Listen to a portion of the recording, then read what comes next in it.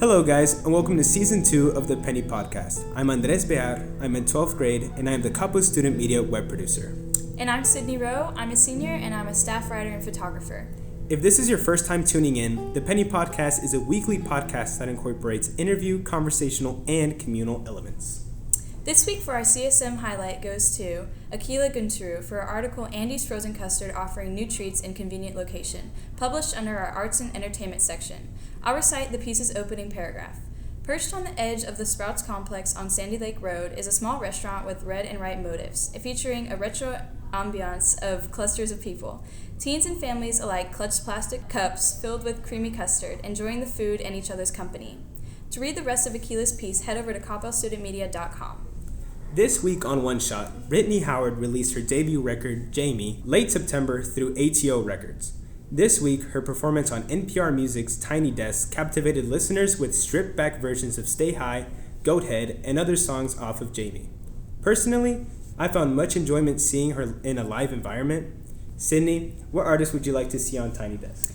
Personally, I'm a huge fan of him, and I know he's already been on Tiny Desk, but Chance the Rapper, I would love to see him again. Awesome. Good choice.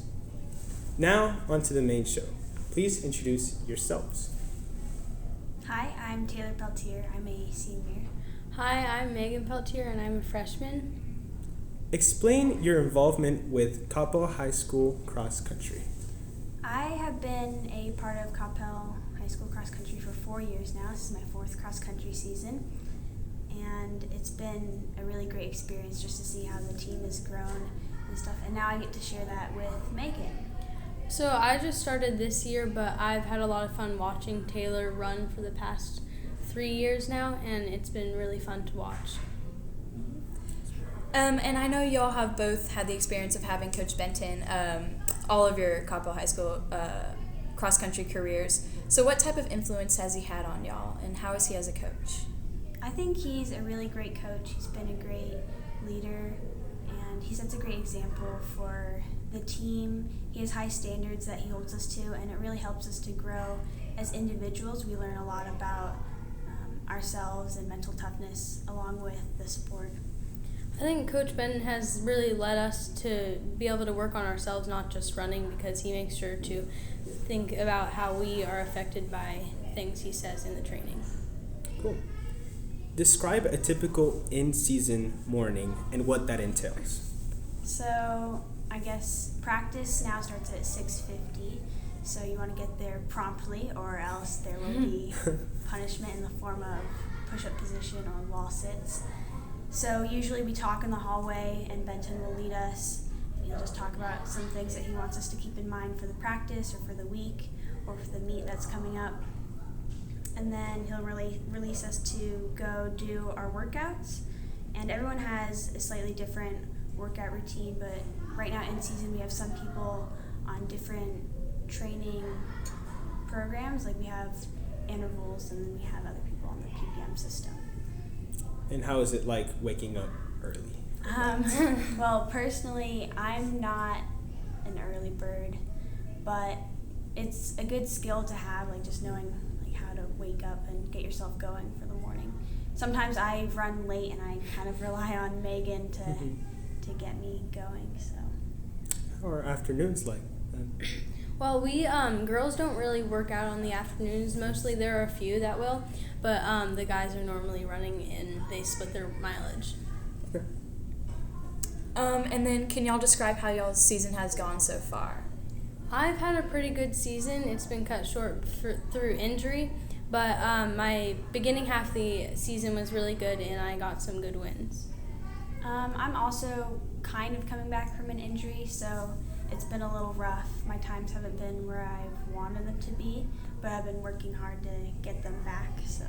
And is injury a common trend on the team at this point? I mean, there are quite a few people with injuries out, and people, come and go. They get better, and then some people.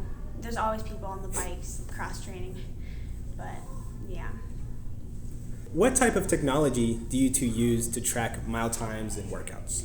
So we use watches or distance watches mostly.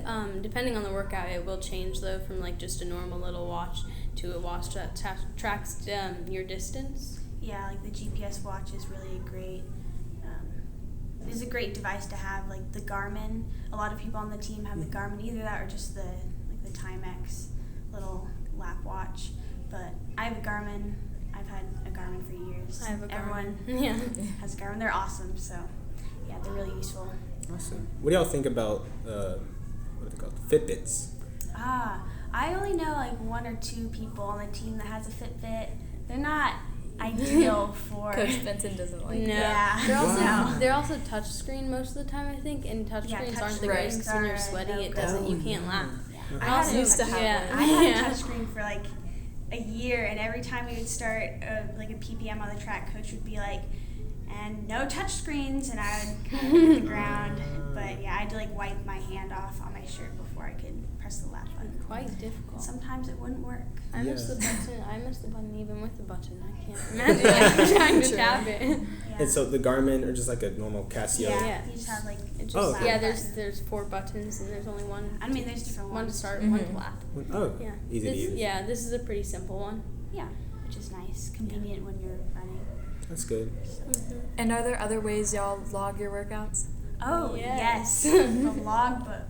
Yeah, everyone on the team has a logbook, and mine is quite large. Megan's is a little smaller. Yeah. But you write down your workout, your distance, your pace, just a lot of information about what you did for each day, and then you have your log sheet that you put it in for the week, and then you keep those. And then the logbooks are not just for storing your mileage and stuff, it's also for storing logbooks that we have, which are just meetings that we'll go through just to boost our, I guess, motivation and stuff like that.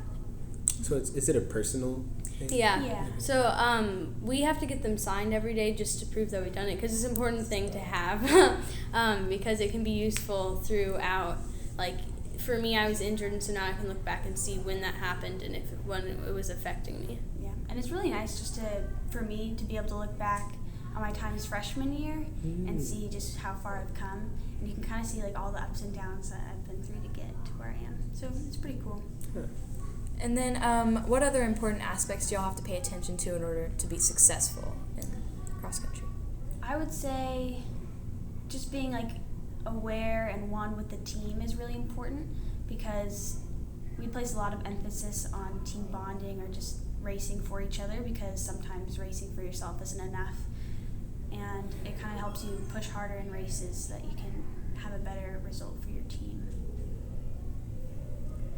How much would you say you two have improved physically and mentally by doing cross country? I think cross country, I've obviously improved physically because it's a workout that I do every day, so I'm pretty in shape. But also mentally, I think it plays a really big role in who I am, because I learn a lot of mechanisms that I can use when I'm either doing something that's difficult, not just physically, but also just emotionally or mentally.